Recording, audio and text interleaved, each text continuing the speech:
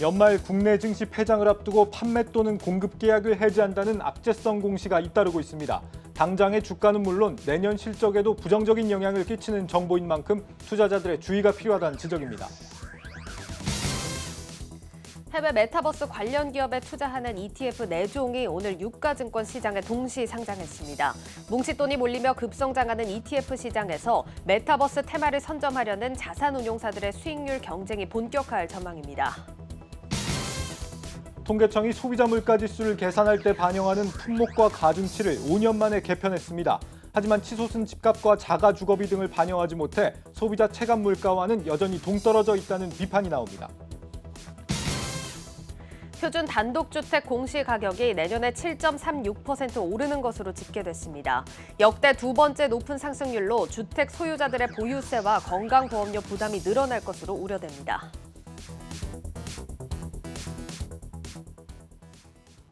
여러분 안녕하십니까? 대한민국 대표 투자 뉴스 뉴스플러스 시작합니다. 공정거래위원회가 SK실트론 사익 편취 논란과 관련해 SK와 최태원 회장에 과징금 총 16억 원을 부과했습니다. 대기업이 사업 기회를 포기해 재벌 총수가 대신 기회를 갖는 이른바 소극적 방식의 사업 기회 제공을 처음으로 제재한 사례여서 향후 파장이 예상됩니다. 산업부 양현주 기자 나와 있습니다. 예, 양 기자, 오늘 공정위 결론 구체적으로 어떻게 나왔습니까? 네, 공정위는 최태원 회장의 SK실트론 지분 인수와 관련한 사익 편취 의혹에 대해 최 회장과 SK에 각각 과징금 8억 원과 시정 조치를 부과했습니다.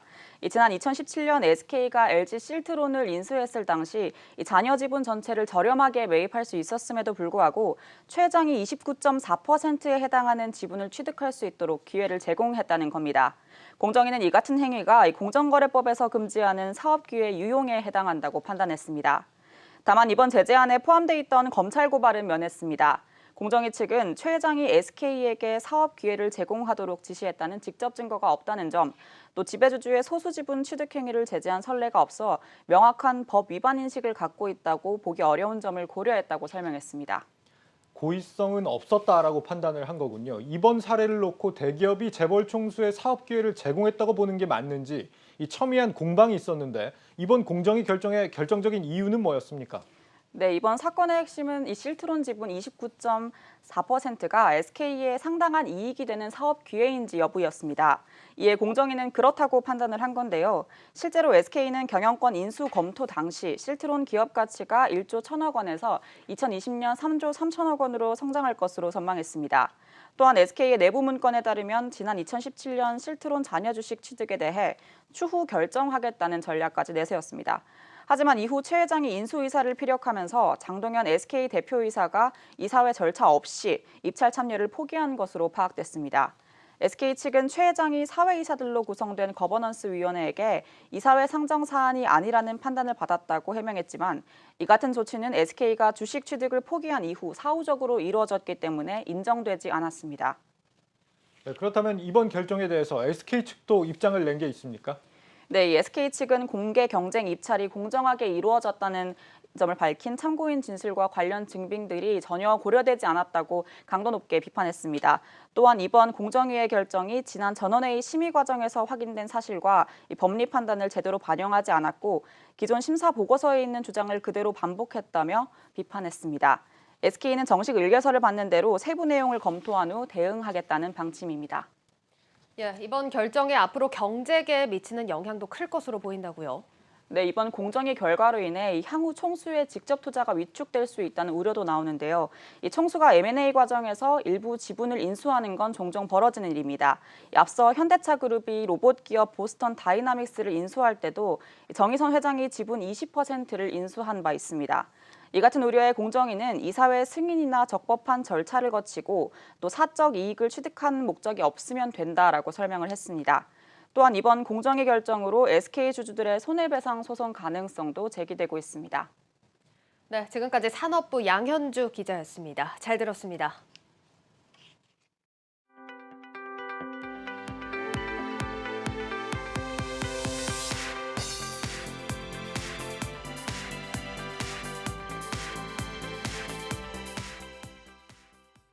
네이버와 카카오가 헬스케어 사업 진출에 속도를 내고 있습니다. 카카오는 사내 헬스케어 전담 조직을 만들었고 네이버는 해외에서 이미 서비스를 시작했습니다. 김예원 기자입니다. 국내 빅테크 기업들의 헬스케어 사업 청사진이 점차 선명해지고 있습니다. 이달 초 카카오는 디지털 헬스케어 사업을 담당할 사내 독립기업을 설립해 건강관리와 스마트 의료 사업을 준비한다고 밝혔습니다. 신임 대표로는 20여 곳 이상의 해외 병원에 디지털 혁신 사업을 추진한 경험이 있는 황희 이지케어텍 전 부사장이 나섰습니다. 카카오의 디지털 역량과 이용자 서비스 경험을 바탕으로 해서 생애주기별 건강관리나 아니면 스마트 의료 관련 차별화된 디지털 헬스케어 사업을 글로벌 시장을 중심으로 펼쳐나갈 계획입니다. 네이버는 원격 진료 산업에서 빠르게 성장하고 있는데 일본의 비대면 진료 플랫폼 라인닥터 등이 그 예입니다. 또 순천향대학교와 음성인식 의무기록 작성 시범 사업을 추진하는 등 의료 특화 AI 개발 절차도 밟고 있습니다. 한국판 아마존 케어인 네이버 케어의 최근 상표 등록도 헬스케어 확대와 관련이 크다는 분석입니다. 헬스케어 서비스 고도화를 염두에 둔 의료 빅데이터 확보를 위한 투자 경쟁도 치열합니다. 카카오는 지난달 의료 빅데이터 업체 휴먼스케이프와 투자 계약을 맺었습니다. 휴먼스케이프는 환자들에게 건강 상태 기록 서비스를 제공하는 플랫폼 레어노트를 운영하는 업체로 블록체인을 기반으로 모든 정보가 투명하게 공개된 게 특징입니다. 투자은행 업계에 따르면 네이버도 전자의무 기록 전문 기업 이지케어텍 지분 인수를 검토한다고 알려졌는데 이번 투자는 의료 데이터 관련 핵심 플랫폼 확보 차원에서 전략적인 협력 관계를 구축하려는 것이라는 분석입니다. 헬스케어 기기라든가 이런 쪽은 충분히 IT랑 결합될 수 있는 요인이 있기 때문에 그래서 빅테크가 그쪽에 투자를 하기 시작한다고 생각해요. 우선은 그쪽에서 시작되는 게 아닐까 싶어요. 그 회사가 가지고 있는 의료나 이런 쪽의 데이터도 충분히 분석하거나 쓸 수 있는 데이터라고 생각하고 있고요. 빅데이터와 인공지능으로 대표되는 ICT 기술이 디지털 헬스케어 사업의 핵심 요소인 만큼 관련 기술 역량을 갖춘 이들 기업의 디지털 헬스케어 시장은 차세대 먹거리 역할을 톡톡히 할 전망입니다. 한국경제TV 김예은입니다. 제과업계 판도가 해외 사업에 따라 크게 갈리고 있는 것으로 나타났습니다. 저출산 문제 탓에 내수 시장만으로는 생존이 어려워진 건데 오리온과 롯데 같은 업체들은 출산율이 높거나 인구가 많은 시장을 적극 공략하고 나섰습니다. 신선미 기자입니다. 지난해 우리나라 출산율은 0.84명, 올해는 0.7명대까지 떨어질 것이란 전망이 나옵니다. 출산율이 가파르게 하락하면서 핵심 소비층인 유아, 청소년이 줄자 국내 제과업계가 해외판로 개척에 사활을 걸고 나섰습니다. 제과업계 관계자는 매년 인구 감소로 국내 제과 시장은 2%씩 축소되고 있다며 해외 시장 진출 없인 죽는다라는 위기의식이 강하다고 전했습니다. 실제로 해외 시장 성적에 따라 전체 실적이 좌우되고 있습니다. 중국과 베트남 등 인구 대국을 공략한 오리온은 매출의 66%가 해외에서 나오면서 지난해 롯데제과를 제치고 제과업계 1위에 올랐습니다. 현지화 전략을 바탕으로 올해 베트남과 러시아 법인 매출이 두 자릿수의 고성장을 이어갔고 세계 인구 2위이자 17조 규모의 제과 시장 인도에도 진출해 신성장 동력을 마련했습니다. 베트남과 러시아 법인의 성장 외에도 꼬북칩이 스낵 선진 시장인 미국, 호주 등에서 큰 인기를 끌며 초코파이를 잇는 글로벌 제품으로 자리매김했습니다. 내년에는 인도를 적극 공략하는 한편 러시아 신공장 가동으로 매출 확대뿐만 아니라 중앙아시아와 유럽 시장 진출을 본격화할 수 있을 것으로 예상됩니다. 롯데제과 또한 일찍부터 인도에 진출해 지난해에만 초코파이로 매출 400억 원을 올렸습니다. 힌두교 영향으로 채식 인구가 30에서 40%에 달하는 것에 착안해 식물성 원료로 대체한 마시멜로 초코파이 개발에 성공한 덕분입니다. 반면 지나치게 내수에 의존한 혜태제과는 2017년부터 하락세를 걷고 있습니다. OS와 허니버터칩 등 스낵류 매출이 80%를 차지하며 실적에 절대적인 역할을 하지만 수출이 차지하는 비중은 2에서 3%. 롯데제과가 30%, 오리온은 무려 절반 이상이 해외에서 수익이 나오는 데 반해 수출 실적이 유독 낮아 성장성을 우려하는 목소리가 높습니다. 내수 시장만으론 기업 성장이 어려워지면서 제과업계는 해외 시장 경쟁이 향후 국내 제과업계 1위 자리를 다투는 최대 격전지가 될 것이란 전망이 나옵니다.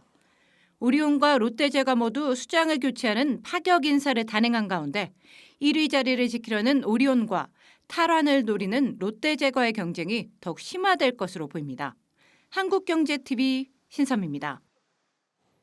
한 해 마감을 앞두고 판매 공급 계약을 해지하는 상장사 투자는 유의하시는 게 좋겠습니다. 이런 행보가 당장의 주가뿐 아니라 내년 실적에도 부정적인 영향을 줄 수 있기 때문입니다. 박승원 기자입니다. B2B 유통 전문기업 BK탑스.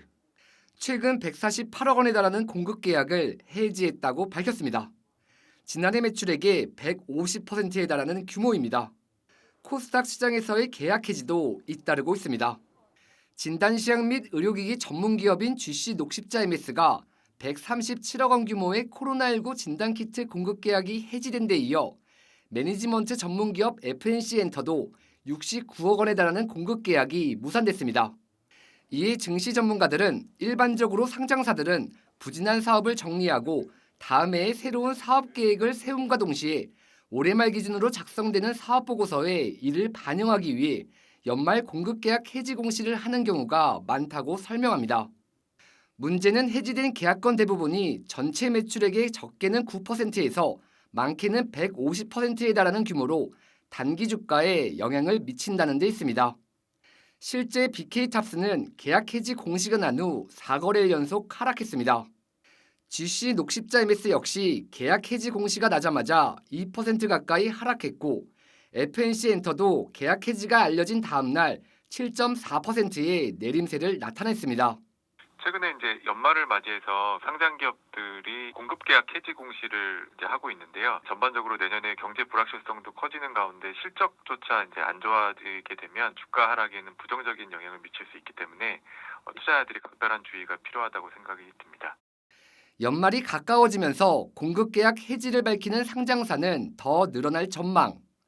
전문가들은 단순히 공급 계약 체결 소식만 믿고 투자에 나서는 것은 위험한 만큼 최근 매출액의 몇 배가 넘는 공급 계약에 대해선 보다 면밀한 분석이 필요하다고 조언합니다. 한국경제TV 박승원입니다. 글로벌 메타버스 종목에 투자하는 ETF들이 오늘 국내에 동시 상장했습니다. 운용역들이 적극적으로 종목을 사고 팔 수 있는 액티브 형태로 출시됐는데 국내 메타버스 종목들의 수익률이 좋지 못한 상황에서 기대를 모으고 있습니다. 지수희 기자가 분석했습니다. 미국의 주요 메타버스 기업에 투자할 수 있는 ETF 4종이 오늘 대거 상장했습니다. 삼성과 미래, 한국투자자산운용은 운용력이 적극 개입하는 액티브 형태로, KB자산운용은 지수를 추종하는 패시브 형태로 출시됐습니다. 지난 10월 출시된 국내 종목 중심의 K메타버스 ETF 4종은 대부분 지수를 추종하는 패시브 상품인데 이달 들어 수익률이 고전을 면치 못하면서 체면을 구기고 있습니다. 이번에 상장된 ETF는 편입 종목을 글로벌 시장으로 확대한 것이 특징입니다. 메타버스라는 게 아직까지는 구체적으로 이렇게 정의하기에는 많이 남았어요. 그려가야 될 것들이 상당히 광범위한 그 주제입니다. 한국에서 메타버스 테마에 딱 어울리는 기업들 한정하기가 쉽지는 않고요. 이런 생태계에서 가장 많은 밸류를 받고 있는 기업들은 대부분 미국에 많이 있습니다. 그리고 그거를 만들어주는 소프트웨어 기술자들 역시 사실 미국이 많아요. 구성 종목을 살펴보면 엔비디아와 마이크로소프트, 애플 등 미국의 주요 빅테크 종목들이 대부분 포진돼 있지만 세부적으로는 운용사별로 집중하는 메타버스 생태계에 따라 차이가 있습니다. 패시브 운용 방식인 KB스타의 경우 국내외 게임주들이 대거 포함되어 있습니다. 액티브 운용 방식 중 타이거는 로블록스나 유니티 등 메타버스 사업의 집중도가 높은 기업들이 구성됐고 코덱스는 미국의 탄탄한 빅테크 기업의 비중이 높은 것이 특징입니다. 한투운용의 액티브 ETF 브랜드인 내비게이터는 통신장비 관련 종목이 상위 구성 종목에 이름을 올리고 있습니다. 따라서 메타버스 내에서도 나의 투자 성향과 일치하는 구성 종목이 포함된 상품을 선택하는 것이 중요합니다.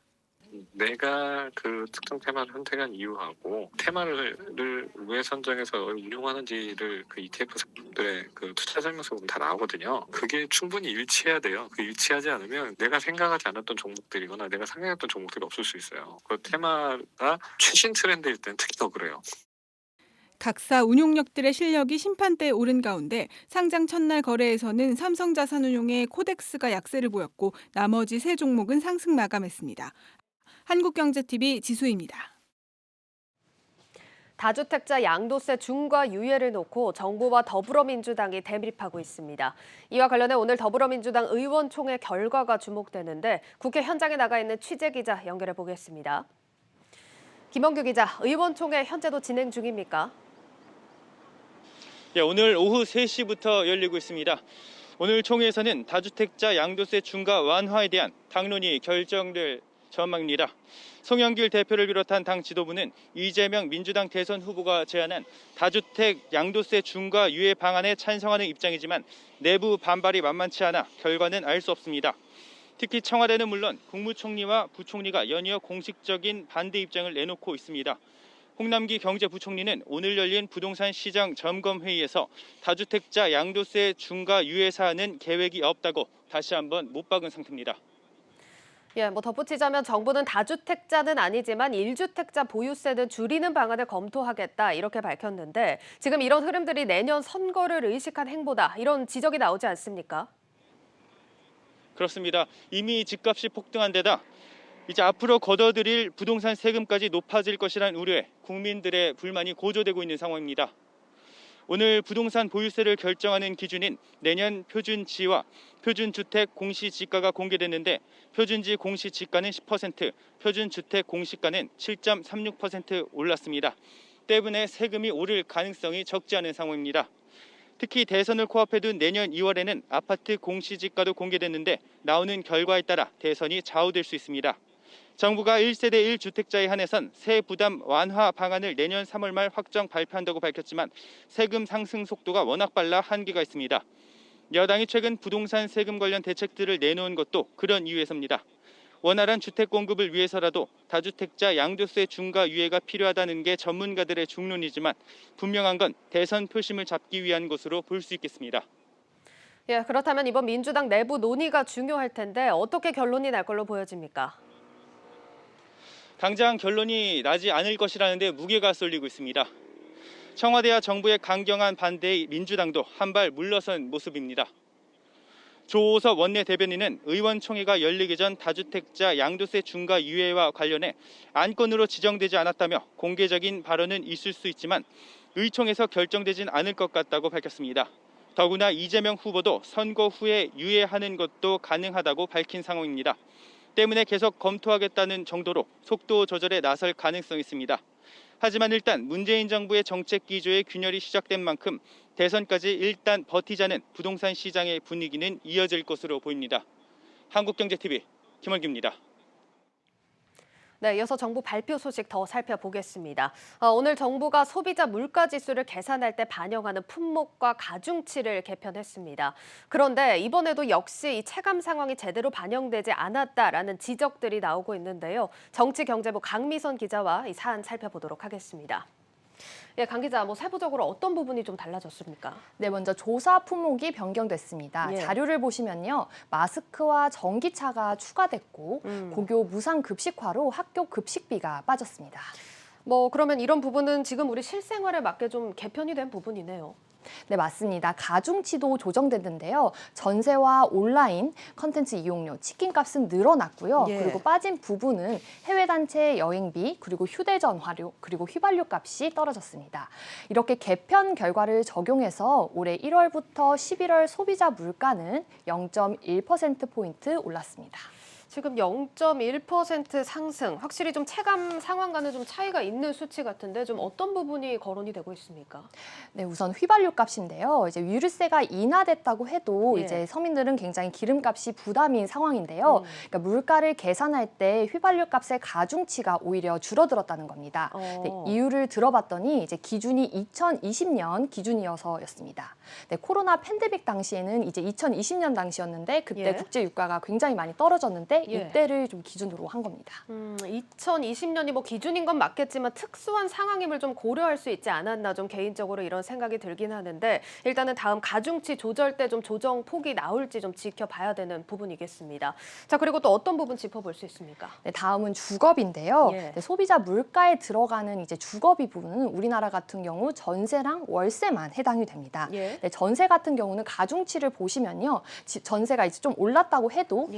이제 집세를 보면 전체 물가 가중치의 이제 10% 정도만 머무르는 수준입니다. 지금 10%라고 얘기를 해주셨는데 실제 시민들 부담이 이렇게 낮을 것 같지는 않은데요.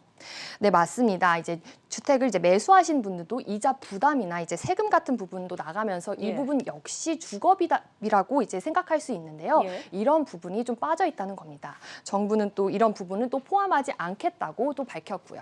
실제적으로 정부는 이제 이러한 자가 주거비를 보조 지표로만 이제 발표를 하되 이제 실제 지표에는 이제 넣지 않겠다고 답했습니다. 예, 뭐 아파트 사실 매수를 생각을 해보면 세금이나 대출 이런 부분이 또 상당한 부담인데 이 부분은 왜 포함이 안 됐습니까? 네, 이제 산출 방식이 좀 까다롭고 예. 변동성이 크다는 이유에서인데요. 네, 그리고 또 소비자 물가는 연금과 같은 각종 사회적 계약들과 연계되어 있어서 이제 파장이 크다는 부분도 꼽을 수 있고요. 하지만 이런 부분이 좀 제대로 반영되지 않는 것에 대해서 이제 인플레이션 파이터로 불리는 한국은행마저 비판의 목소리를 내고 있는 상황입니다. 사실 해외 같은 경우는 이런 주거비 부분을 물가에 반영을 하는 걸로 알고 있는데 우리나라도 여기에 맞춰서 좀 변화를 해야 한다 이런 얘기도 들리더라고요. 네, 맞습니다. 이제 외국 같은 사례를 보면 유럽은 1년에 한 번 물가 가중치를 변경해서 발표를 하고 있고요. 예. 이제 미국 같은 경우는 이제 주거비 비중을 전체 물가 비중의 40% 가까이 높이는 방식을 쓰고 있습니다. 우리도 이런 방식으로 변화가 필요하다는 게 전문가들의 조언입니다. 한번 들어보시겠습니다. 자가주거비가 포함될 경우 4% 이상으로 소비자 물가가 될 것이라고 생각합니다. 고교 무상급식으로 인하여 이러한 식료품비 비중이 조금 줄어드는 것, 더군다나 줄어드는 것 외에는 그렇게 큰 변동은 없을 것 같습니다. 가장 먼저 시급하게 해야 될 것은 국민들이 느끼고 특히 젊은 층이 느끼는 그 자가주거비의 주거비를 어떻게 반영하느냐. 네, 지금 물가와 시민들 체감과의 괴리 상황 저희가 꽤 오랫동안 전해드린 것 같은데 좀 개선이 시급한 상황인 것 같습니다. 지금까지 강미선 기자와 함께했습니다. 잘 들었습니다.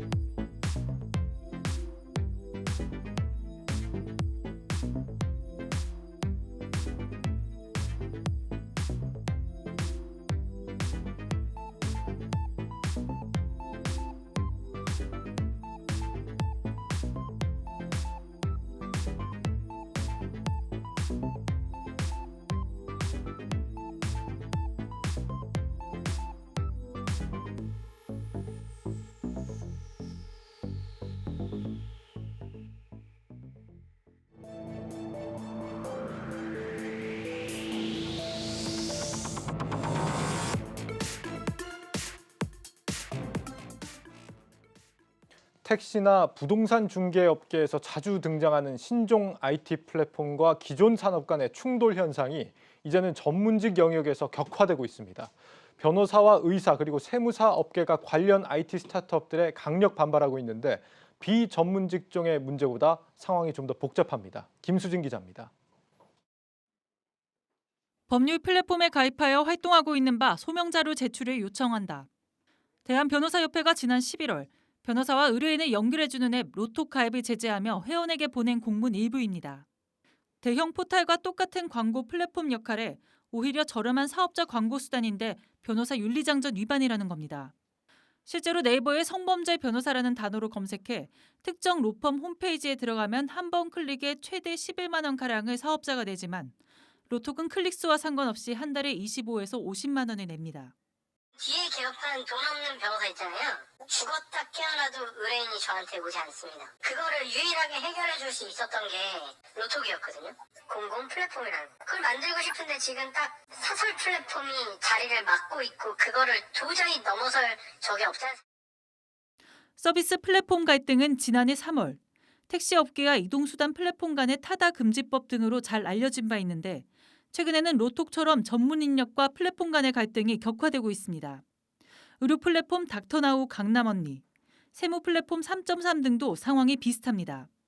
닥터나우는 비대면 진료, 처방, 약 배송 서비스에 대해 대한약사회와, 강남언니는 성형 광고와 관련해 대한의사협회와 마찰을 빚고 있습니다. 각각 의약품 오남용을 조장한다, 불법 광고 소지가 있다는 겁니다. 3.3은 온라인 세금 조회 환급 서비스에 대해 자격 없이 세무 대리를 한다며 한국세무사회와 한국세무사고시회에게 고소당했습니다. 플랫폼을 운영하는 IT 스타트업은 시간 낭비라고 설명합니다. 이슈를 해명하는데 IT 기술을 개발하는 시간을 뺏기는 데다 피해가 상당하다는 겁니다. 대기업들은 이런 갈등을 겪어도 사실 버틸 수 있는 그런 자금이나 인력이나 시간들이 있습니다. 그런데 이런 작은 스타트업들은 이런 갈등을 겪는 과정에서 누적되는 피해만으로 사실은 회사가 고사가 될 수 있을 정도의 최대한 빨리 이런 문제 갈등이 해결될 수 있도록 도와주시는 것이 사실 스타트업 업계에서는 가장 필요한 부분이라고. 최근 공정거래위원회는 변협 징계가 위반이라는 결론을 내렸지만 아직 헌법재판소 판결이 나오지 않은 데다 기존 갈등의 골이 깊어 크게 달라진 건 없습니다.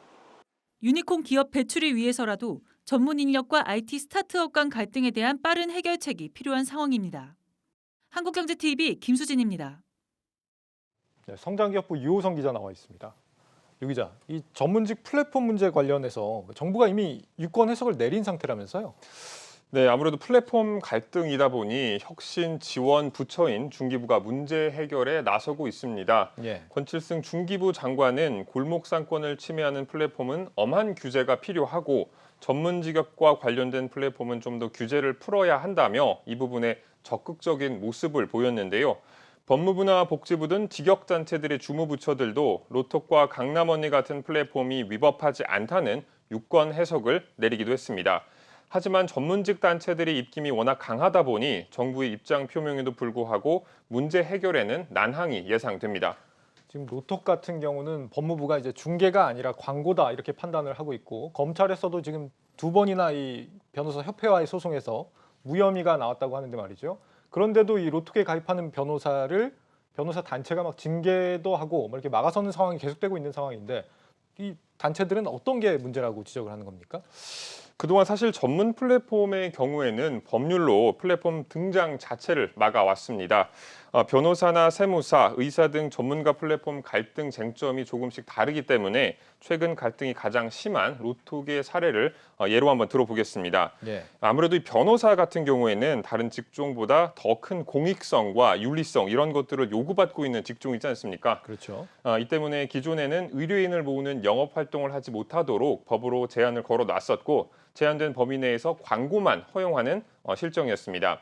플랫폼을 통해 의뢰인을 모으는 행위들이 규제 없이 장려되면 변호사들은 과당 경쟁에 빠질 수 있고 이는 곧 법률 서비스 질의 하락으로 이어질 수 있다는 우려에서였습니다.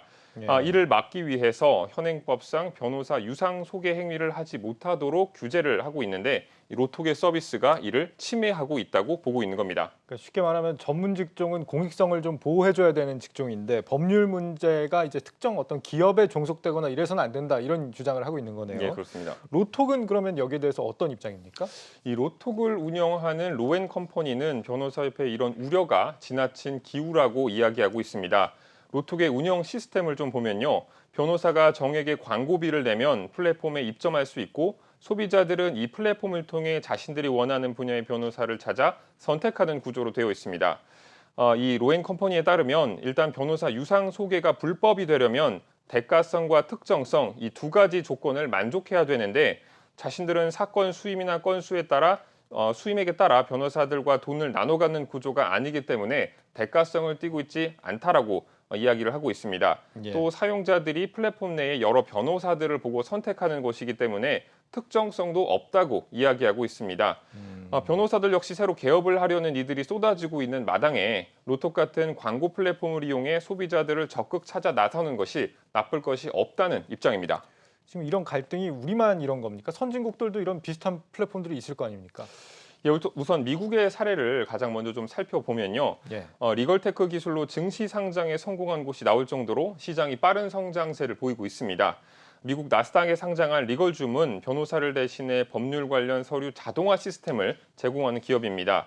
지난 7월 상장해 오늘 기준으로 시가총액 31억 달러, 우리 돈 3조 7천억 원 수준을 형성하고 있는 것으로 확인이 됐는데요. IT 서비스의 보수적이라고 알려진 일본도 법률 플랫폼 영역에서만큼은 우리보다 앞서는 모양새입니다.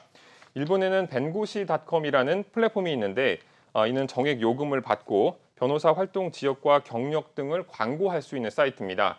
지난해 12월 기준으로 보면 일본 전체 변호사 4만 2천 명 가운데 절반에 가까운 2만 명가량이 이 플랫폼을 이용하고 있는 것으로 나타났습니다.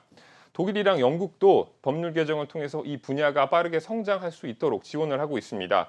이런 상황에 힘입어 지난 2019년 전 세계 리걸테크 분야 투자 규모는 1조 2천억 원 규모로 연평균 81%의 성장세를 보여왔습니다. 네, 이런 서비스가 국내에서 성장을 못한다는 게 단순히 소비자 편의성 관점에서만 볼 문제가 아니다, 이런 지적도 있다고 하는데 이거 무슨 얘기입니까? 예, 단순히 생각해보면 지금도 그렇게 큰 불편이 없는데 이런 서비스가 없다고 해서 얼마나 큰 문제가 생기겠느냐, 뭐 이런 지적이 좀 나올 수도 있거든요. 예. 그런데 이 플랫폼의 속성을 생각해 본다면 꼭 그렇지만은 않습니다. 지금 보여드리는 표는 글로벌 기업들을 시가총액 순으로 정리한 겁니다. 1위부터 10위까지 살펴보면 10개 기업 가운데 5개 기업이 미국의 플랫폼 기업인 것을 알 수 있습니다. 미국 빅테크 기업들이 막강한 자본력과 기술력을 가지고 전 세계 이용자들을 꽉 잡고 있다 보니 유럽을 비롯한 다른 선진국들조차 이렇다 할 대항마를 키워내지 못하고 있는 상황입니다.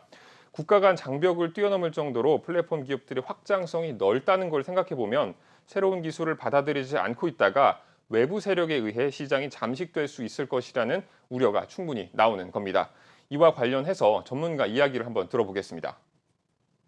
유럽은 이러한 미국 빅테크들한테 초토화가 됐어요. 유럽 플랫폼, 빅테크 플랫폼이 없어요. EU에서 규제를 하는 거는 미국 빅테크 플랫폼과의 법률 전쟁을 하고 있는 겁니다. 구글세 도입하자고 하죠. 텍스예요, 조세. 그다음에 GDPR, 개인정보 보호로서 또 탄압을 하죠. 그다음에 저작권으로 탄압하죠. 공정거래로 탄압하죠. 뭐 이런 식으로 온갖 법률을 들어서 미국 빅테크들이 EU에서 장악하고 있는 막강한 시장 점유, 거의 독과점을 해소하기 위해서 노력을 하고 있는데 경제 전쟁을 해야지 법률 전쟁을 해서 이긴다는 건 어려운 거죠. 그래서 네, 해외 같은 경우는 이제 신종 플랫폼하고 기존 산업이 할 수 있는 범주를 아예 이렇게 지정을 해서 이 범위 이상은 이제 그 기존 산업들에게 좀 양보를 해라, 이런 식으로 좀 어느 정도 규정을 하고 있는 걸로 알고 있습니다. 그러면서 좀 서로 공존도 가능하게 하고 이런 시스템들이 마련이 돼 있는 반면에 우리는 이렇게 개별 분쟁이 있을 때마다 건건히 이렇게 유권 해석을 또 내리고 이렇게 되면서 아무래도 기존 업역과의 계속 충돌은 끊임없이 일어나는 것 같습니다. 아무래도 좀 제도적으로 보완이 필요하겠죠. 어떻게 보고 있습니까? 예, 그렇습니다. 아무래도 우리나라 같은 경우에는 이런 플랫폼들 간의 갈등이 있을 때마다 유권 해석들을 내리고 있는 점이 있는데 법률로서 지금 이 상황들을 완전히 타개할 수는 없지만 그래도 앵커께서 말씀하신 것처럼 어느 정도 할 수 있는 것과 할 수 없는 것을 구분해주는 역할이 좀 필요하다고 보여집니다. 알겠습니다. 우리도 좀 관련 제도부터 좀 교통 정리를 잘 해주는 게 필요하지 않나 싶습니다. 성장기업부 유호성 기자였습니다. 수고했습니다.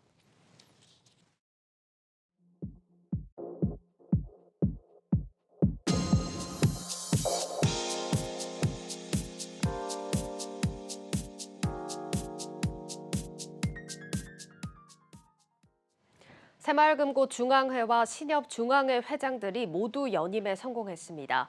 급변하는 금융 환경 속에서 변화보다는 안정을 택했다는 평가가 나옵니다. 장슬기 기자입니다. 신협중앙회의 사상 첫 연임 회장이 탄생했습니다. 김윤식 신협중앙회장은 단독 출마한 이번 중앙회장 선거에서 또 한 번 선출돼 연임에 성공했습니다. 남은 4년도 우리 이사님들하고 더불어서 조합원님들, 서민들을 위하고 조합원님들에게 많은 또 이익이 갈 수 있는 그런 정책을 펴고 신협을 또 한 단계 더 도약할 수 있는 그런 발판을 만들려고 그렇게 합니다.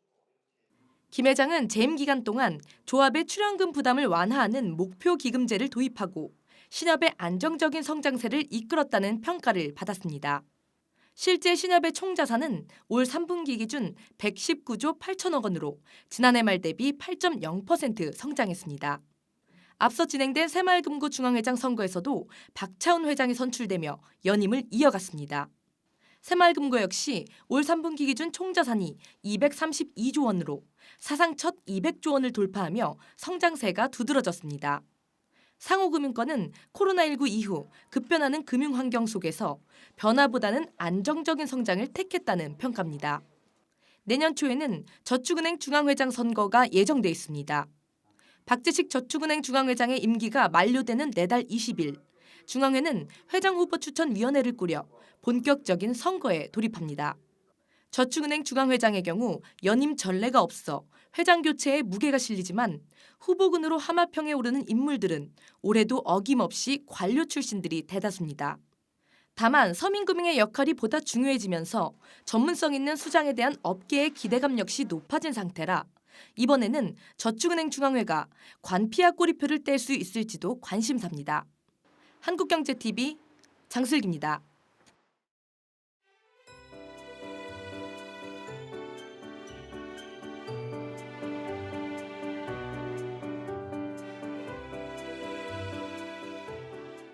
저는 현재 도로교통공단 공공빅데이터 인턴으로 근무하고 있습니다. 이번 해커톤 대회로 인해 저의 실무 역량을 향상시키는 데 큰 도움이 되었다고 생각합니다.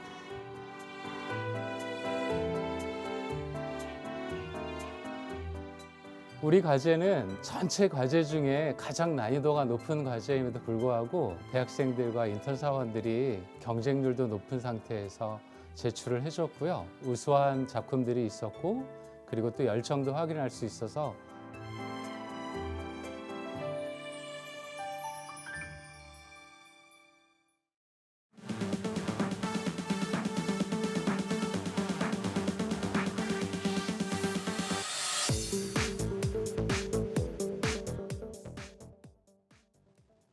네, 글로벌 경제 이슈 짚어보는 김보미의 뉴스카페 시간입니다. 김 기자, 오늘은 어떤 소식으로 출발해 볼까요? 네, 내년 글로벌 시장 트렌드를 주도할 기술은 과연 뭐가 될까요?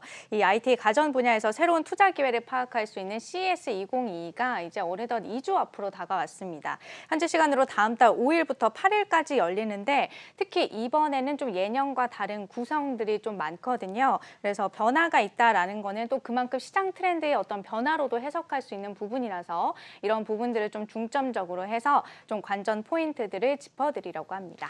이번에 이제 2년 만에 오프라인으로 다시 열리는 행사이기 때문에 네. 특히 또 관심이 좀 뜨거운 것 같아요. 네. 바로 한번 들어가 볼까요? 어떤 점들이 좀 다를까요?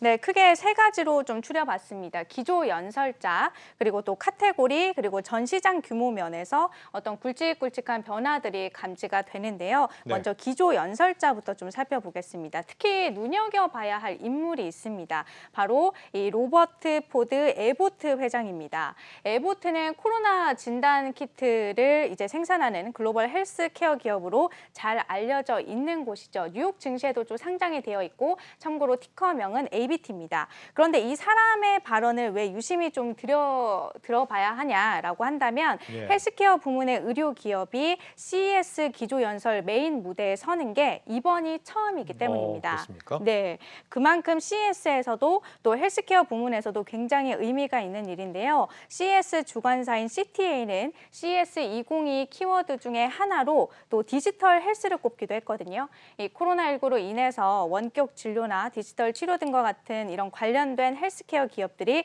주목받을 것으로 기대가 되고 있는 상황이어서 이 에보트 회장이 어떤 발언을 하는지 어떤 비전을 내놓을지도 좀 챙겨보시는 게 좋을 것 같습니다. 우리나라도 빅3 기술 내년에 이제 국가가 전략적으로 투자하는 거기에 바이오 헬스, 헬스케어가 들어있는데 네. 이게 확실히 앞으로 좀 대세가 되는 건가 봅니다. 네. 그런데 앞서 자료 화면을 보니까 다른 인물 2명, 오른쪽에 2명이 또 있었잖아요. 그들은 네. 누굽니까? 잘 챙겨보셨네요. 네. 이 나머지 2명의 기조 연설자들은 또 워낙 비중이 있는 인물이라서 좀 다뤄보려고 하는데요. 두 번째는 메리 바라 GM 회장입니다. 이 2년 연속 기조 연설자로 나서는데요. 이번에 이 실리바도 전기차 세부 사항을 최초로 또 공개할 예정이고요. 이와 함께 전기차 대량 생산과 관련한 어떤 GM의 비전 그리고 계획을 발표할 것으로 보입니다. 참고로 이 지난해 이제 온라인으로 진행됐던 CES 기조 연설에서는 GM의 로고를 바꾸겠다, 전기차 생산으로 전환하겠다라고 발표를 하면서 연설 이후에 GM의 주가가 실제로 좀 크게 좀 뛰어 올랐고 또 많은 투자자들의 이목을 집중시킨 바 있습니다. 예. 이렇게 본다면 이제 기조 연설에 어떤 내용이 담기느냐에 따라서 주가를 움직이기도 한다라는 걸 좀 보여주는 보여주는 CS 사례죠. 그 박람회 도중에도 주가를 흔들 수 있는 요소들이 있나 보군요. 그럼요. 이게 GM 같은 경우에는 또 굉장히 파격적인 이 발언이었기 때문에 실제로 조금 이 주가가 또 움직이는 사례가 나타나기도 했었습니다. 예. 그리고 이어서 마지막 인물은 한종희 삼성전자 부회장인데요. 삼성전자가 이달 초에 소비자 가전과 모바일 부문을 10년 만에 통합을 했습니다. 이렇게 통합을 한 게 DX 부문인데 이 부문장이 바로 한종희 부회장이거든요. 때문에 기조 연설에서 이 DX 부문과 관련해서 또 어떤 비전을 내놓을지가 주목이 되고 있는 상황이고 또 이번 CES에서 삼성전자는 AR 스마트 기기를 최초로 공개할 예정인데 일반 기기와 달리 홀로그램 기술을 이용할 것으로 알려지면서 또 관심을 받고 있습니다. 기조 연설자 리스트업을 이렇게 살펴봤고 네. 또 다른 변화 포인트가 아까 두 가지 더 있다고 했는데 네. 카테고리였나요? 네, 카테고리가 맞습니다.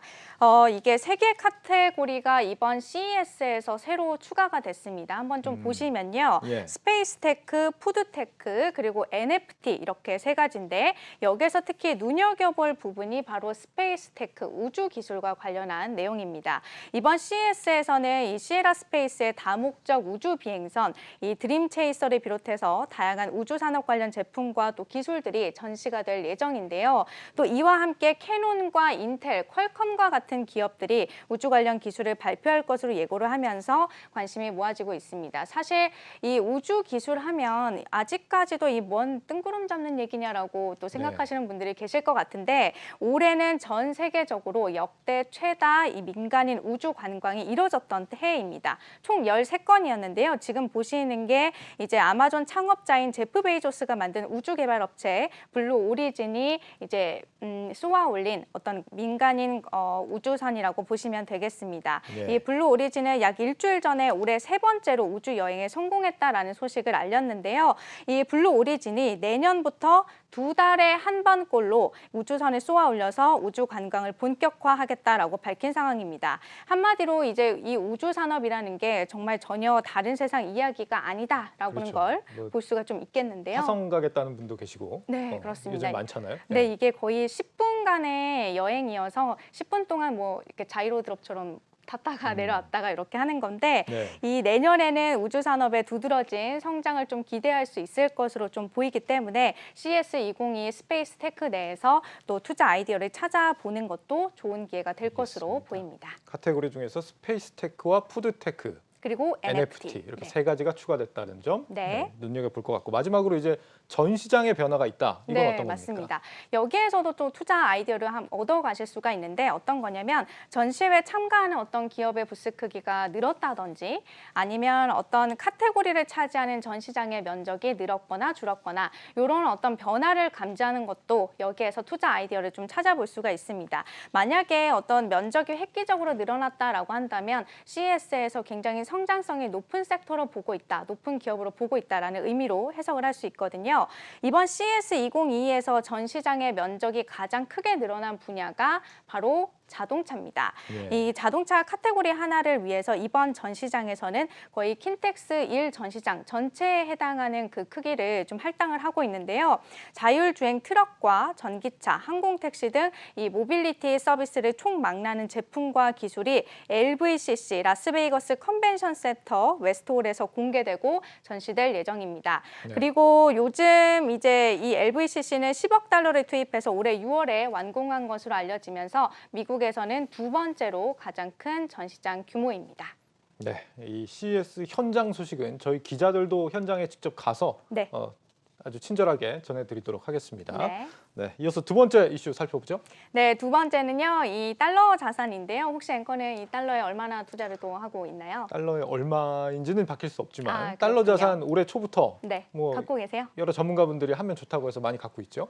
네, 그렇구나. 그렇다면 이제 계좌를 열어보는 재미가 굉장히 쏠쏠할 것 같은데 이 원, 네, 그렇죠. 네. 원달러 환율이 1,200원대를 또 눈앞에 두고 있습니다. 미국 연준이 내년에 셋째 차례 금리 인상을 시사하면서 이 강달러에 대한 기대감이 커진 데다가 또 이 오미크론 변이 확산으로 글로벌 안전자산을 선호하는 어떤 움직임이 짙어지고 있는 데 따른 결과다라는 분석이 나오고 있는데요. 이쯤에서 ETF나 펀드 투자하시는 분들 사이에서는 환해지로 할 거냐 아니면 환 노출로 할 거냐라고 하는 이런 고민들을 또 많이 하시거든요. 그래서 네. 이와 관련된 내용들을 좀 같이 살펴보려고 합니다. 환해지냐 환 노출이냐 이 부분 뭐 이 개념을 아시는 분들도 있을지 모르겠습니다. 한번 개념부터 한번 짚어볼까요? 네, 해지는요. 좀 사진 한 장을 준비했는데 같이 한번 좀 보시겠습니다. 네. 이 사진에서 보시는 것처럼 이렇게 나무로 된 울타리라는 뜻이 바로 해지입니다. 그래서 투자 상품에서는 어떤 위험으로부터 방어를 해준다, 막아준다라는 의미로 좀 사용이 되는데요. 여기에서 환해지 상품은 환율 변동으로부터 내가 울타리를 치겠다. 그러니까 환 변동에 대한 위험성을 없애고 투자를 할 수 있는 상품이다라는 의미입니다. 상품명에서는 이제 ETF든 펀드든 이 뒤에 H, 괄호 열고 H가 붙어 있다라고 하면 환해지 상품이다라고 보시면 되겠고요.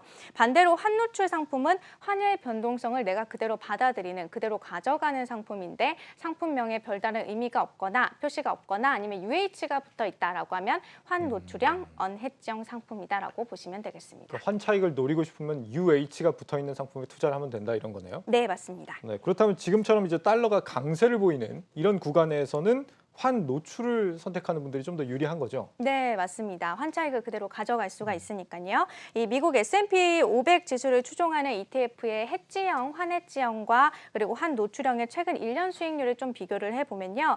이 노란색 그래프가 이제 해지형 ETF인데 수익이 조금 더 낮은 걸 좀 보실 수가 있죠. 예. 이 S&P 500 지수 상승분은 해지형이든 아니면 환 노출형이든 둘 다 똑같이 가져가는데 중요한 건 환율 상승분에서 이 수익률이 차이가 나는 겁니다.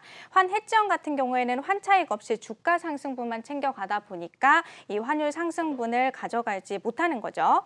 그리고 환 노출형 같은 경우에는 이게 달러가 강세를 보인다는 전제 하에 만약에 주가가 빠질 경우에는 에어백 역할을 또 하기도 하는데요. 환율 상승분만큼 또 주가 하락분을 상쇄시켜주는 역할을 가져오기 때문에 이 투자를 또 지속하게 만드는 힘이 되어주기도 합니다. 반대로 이제 환율이 떨어진다고 볼 때는 환 해지형을 선택하는 게 더 유리한 거고요. 네, 그렇죠. 네. 그런데 환율이라는 게 솔직히 앞으로 어떻게 될지 예측하기 좀 어려운 시기가 있지 않습니까? 네. 지금 같은 경우가 약간 그런 시기인 것 같아요. 오늘도 뭐 1,192원. 네, 이미 맞아요. 좀 굉장히 좀 높아진 상황이라는 생각이 들어서 네. 더 오를 수 있을까 없을까 굉장히 좀 고심이 되는데 그럴 땐 어떻게 해야 됩니까? 그래서 이게 환율이라는 게 이제 뭐 주식시장보다도 예측을 하기가 어려워서 거의 뭐 신의 영역이다라고 얘기를 하기도 하는데 결론부터 얘기를 하면 장기 투자 관점에서는 환 노출형이 더 유리하다라는 조언이 나옵니다. 변동성을 있는 그대로 맞아라. 네. 왜 그런 거죠? 이제 크게 두 가지 이유를 꼽는데요. 먼저 환해지 비용이 발생하기 때문입니다. 이 환해지 비용만큼 결론적으로 내 수익률을 계속해서 깎이다 보니까 장기적으로 봤을 때는 그게 쌓이고 쌓여서 굉장히 큰 수익률 차이로 벌어질 수 있다라는 겁니다. 환해지 비용은 두 국가의 금리 수준과 그리고 향후 추이에 기반해서 결정이 되는데 실제로 매일, 매분, 매초 굉장히 이렇게 자주 바뀝니다. 그래서 투자 설명서나 운용 보고서에도 기재가 되지 않는 어떻게 보면 좀 숨어있는 비용인데요. 참고로 현재 물론 지금도 계속 바뀌고 있습니다만 1년 만기 환해지 비용은 연간 기준으로 했을 때 약 0.4에서 0.5% 수준인 것으로 파악이 됩니다. 1억 원을 투자한다라고 한다면 약 40에서 50만 원 정도는 환해지 비용으로 버린다라고 생각하시면 되겠습니다. 환 해지는 비용이 들어간다. 네. 이 환 노출이 유리한 또 다른 이유가 있습니까? 두 번째 이유는 이제 원달러 환율을 장기적으로 봤을 때 결과적으로는 이제 평균값에 수렴한다라는 부분에서 이유를 찾아볼 수가 있습니다. 긴 시각에서 보면 환율은 사실 1,000원에서 1,200원대를 좀 오르락 내리락 하잖아요. 이렇다 보니까 굳이 환해지 비용을 내면서 투자를 지속하는 게 장기로 봤을 때 과연 얼마나 큰 의미가 있겠냐라는 지적이 나오는 거죠. 물론 또 단기 투자의 경우에는 얘기가 달라질 수 있겠죠. 그리고 또 해외 주식에 투자를 한다는 건 그 기업뿐만이 아니라 그 기업이 속해 있는 어떤 나라의 성장성에도 베팅을 하는 건데 여기에서 환을 빼고 투자하겠다라는 게 과연 맞느냐라는 시각도 있습니다. 네. 마지막으로 네. 제일 중요한 얘기를 하나 우리가 빠뜨린 것 같은데 네. 지금 그래서 이제 미국 주식 투자를 할 때 환 노출이 나은 겁니까? 앞으로 달러가 이제 강세를 더 보이겠느냐? 어떻습니까? 일단 외환시장 전문가들이 예상하고 있는 수준은 당분간은 환율이 1,180원에서 한 1,200원대 사이를 좀 오르락내리락 왔다 갔다 할 것이다라고 좀 보고 있습니다. 여기에 내년 상반기에는 1,200원대로 올라설 거라는 시각도 또 일부 존재를 하거든요. 네. 이 자본시장연구원이 이런 입장을 보이고 있는데 코로나 재확산이나 어떤 공급망 병목 같은 이슈들이 계속 강달러를 부추길 것이다라는 분석입니다. 다만 우리 수출이 내년에도 계속 호조를 보이고 우리 경제가 다른 나라보다 더 강한 상승세를 보인다면 이후에 이제 환율도 점점 안정세를 찾아갈 것이다라는 분석도 있습니다. 그 미국이 내년에 금리를 계속 올린다. 예고대로 막 2번, 3번씩 올린다고 하면 그만큼 또 이 환율도 달러가 또 귀해진다는 얘기가 될 수 있는 네. 거니까요. 인플레 흐름이나 이런 걸 좀 같이 눈여겨 보시면 좋을 것 같다 이런 생각이 듭니다. 김보미 기자였습니다. 잘 들었습니다.